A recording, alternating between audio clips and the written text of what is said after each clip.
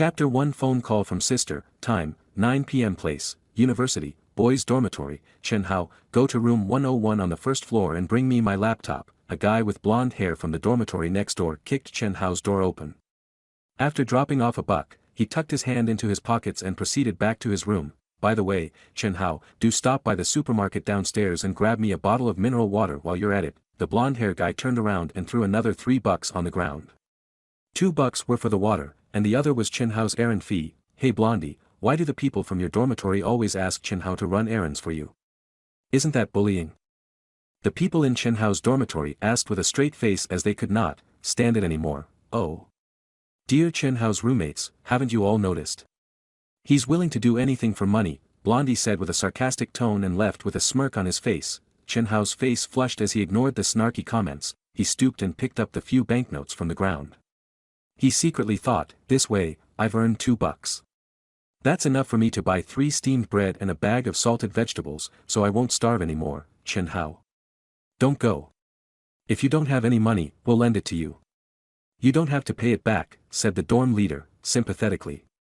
Chen Hao smiled bitterly and shook his head. Thank you. He turned around and headed out. The people in the dorm gazed at Chen Hao's figure from behind and shook their heads with pity. The truth was, Chen Hao didn't want to be an errand boy. He, too, wished to spend his days happily in the university, just like everyone else. However, he was lucky enough to even study at a university. He was extremely poor, his roommates were very nice to him. But the more they helped, the less he wanted their help. Otherwise, no matter how strong their friendship was, there would eventually be a gap between them. Apart from his roommates, Chen Hao had almost nothing in the university. Chen Hao, I heard Blondie said that you're going downstairs. An elegantly dressed student came out of the dormitory next door. His name was Su Nan, the leader of Blondie's dormitory. His family ran a factory. He was rich, tall and handsome, and was hugely popular among the females, yet, he had always looked down on Chen Hao. Even on a good day, he would not look Chen Hao in the eye. Chen Hao had no idea why he called him. Chen Hao nodded. Yes, I'm going down. Su Nan smiled nonchalantly. He took out a box of dew from his pocket and threw it at Chen Hao. Perfect timing. A friend of mine has some business in the East Woods today. Go and deliver this to him. Here, $10 for you. Su Nan was a playboy and he had asked a lot of girls out. He also had much riffraff. Chen Hao didn't give it a second thought. He was just looking to earn a few extra bucks. Chen Hao took it and headed for the stairs. As he turned his back, he seemed to hear Su Nan's laughter coming from behind. Chen Hao went downstairs. He planned to drop off the condom first, then grab Blondie's computer and mineral water on his way back. Chen Hao knew all about the small woods outside the campus. It was a beautiful location notoriously known as the concentration camp for open-air activities.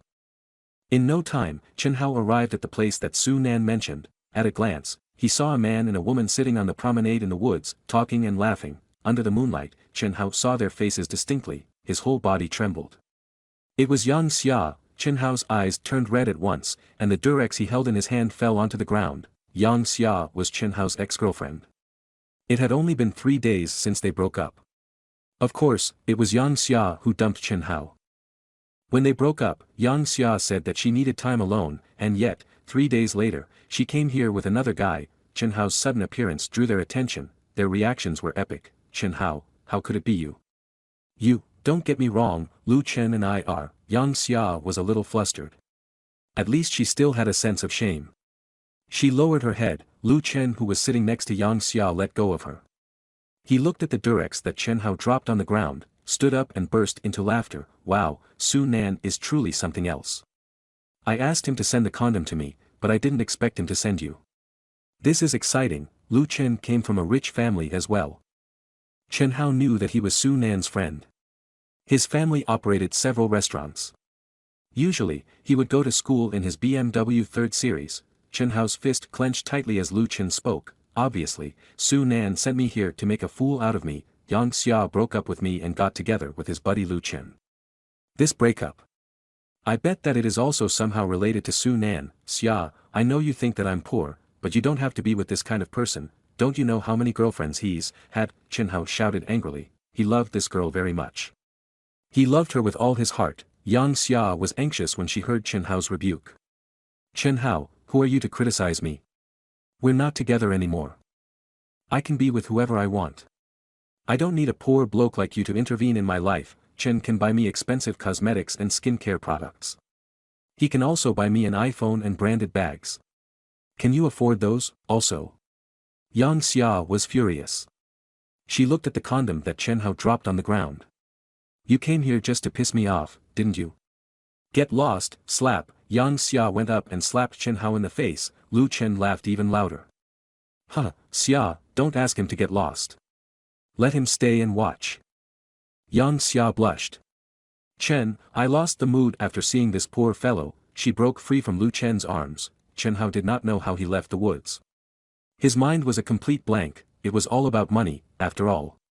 This all happened because Chen Hao had no money. Bahaha. As Chen Hao arrived at the dormitory's entrance, he was awakened from his trance by his classmates' laughter. Su Nan was all curled up, his face turned red from laughing too hard. Apparently, Su Nan had told everyone about what happened. Chen Hao, what did you see when you were dropping off the condom just now? Blondie asked while laughing. Geez. Yang Xia is such a pretty girl with a nice figure. I think, by the time he arrived, Lu Chen had already started the show. Su Nan smiled grimly. Chen Hao clenched his fists, his eyes turned red. He wanted to kill Su Nan and go down together. Why? Why do you have to treat me like this? Chen Hao bawled. Su Nan laughed even louder. Look, the poor fellow is so angry. I'm so scared. Tell you what, you are just a broke fellow. Out of this bunch, I despise you the most. People around you are stained by your existence. It's such a waste for lovely Yang Xia to be with you. It's better to let my brother play with her for a few days. By the way, I don't think you know this yet, but Yang Xia, whom you took a whole year to court, fell for my brother Lu Chen within half an hour of chatting on WeChat. Everyone was laughing. Nobody spared Chen Hao his dignity. I'm gonna kill all of you. Chen Hao charged at Su Nan, but all he got was a beating from Su Nan's buddies. In the end, Chen Hao was pulled back into his dorm by his roommates. Lying on the bed, Chen Hao covered himself with his blanket and sobbed profusely. Why? They all bullied me and trampled on my dignity. Why? Just because I am poor, they don't even consider me a human being. Chen Hao pulled at his hair, agonized. He could vividly remember the days with Yang Xia.